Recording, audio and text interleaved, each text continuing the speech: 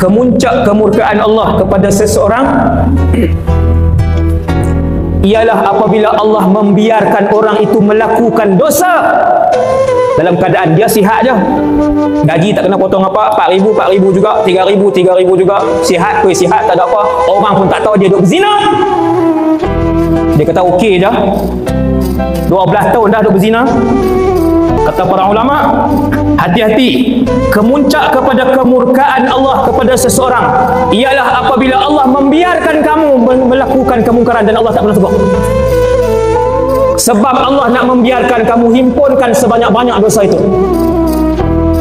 dan tidak pernah memberi peluang untuk kamu bertaubat kepada Allah Subhanahu wa taala.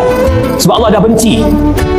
Allah panggil dia, Allah jentik dia, Allah bagi musibah dekat dia, Allah bagi dia aksiden, Allah bagi dia hilang kerja kerana Allah sayang. Allah nak kamu kembali kepada Allah.